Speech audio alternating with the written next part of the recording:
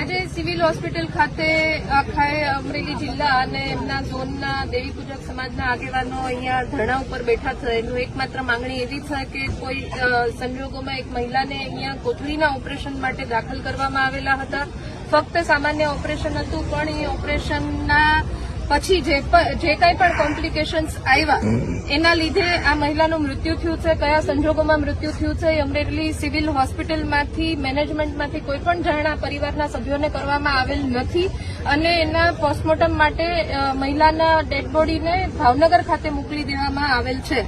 હજી સુધી પોસ્ટમોર્ટમનો રિપોર્ટ આવેલ નથી, પરંતુ આ પરિવારજનોની અને સમસ્ત દેવી પૂજક સમાજની માંગણી એવી છે કે અમરેલી સિવિલ હોસ્પિટલમાં જે સંજોગોમાં મૃત્યુ થયું છે એની વિગત આ પરિવારને મળવી જોઈએ કે ખાલી સામાન્ય કોથળીના ઓપરેશન માટે દાખલ કર્યા હોય અને એનું મૃત્યુ થાય એવું જનરલ કિસ્સાઓમાં બનતું નથી. તો એવા કયા કોમ્પ્લિકેશન્સ રહ્યા જેના લીધે આ મૃત્યુ થયું છે, કોણ ડોક્ટર હતું, કોનાથી આ થયું અને એનો કેટલો અનુભવ હતો એ ડોક્ટરનો આવા ઓપરેશન કરવાનો, એટલું પરિવારજનો દ્વારા જાણકારી માંગવામાં આવી છે. હજી સુધી મળેલ નથી. જ્યાં સુધી નહીં મળે ત્યાં સુધી પરિવારજનો આ માંગણીને લઈને અહીંયા સિવિલ હોસ્પિટલમાં બેસશે. રિપોર્ટ આવશે પોસ્ટમોર્ટમનો, ત્યાર પછી આગળ શું કરવું એ ધીરે ધીરે બધા જ આગેવાનો નક્કી કરશે અને એને હું સાથ સહકાર આપવા માટે ને બની શકે એટલી આ મહિલાના પરિવારને મદદ કરવા માટે અહીંયા પહોંચી.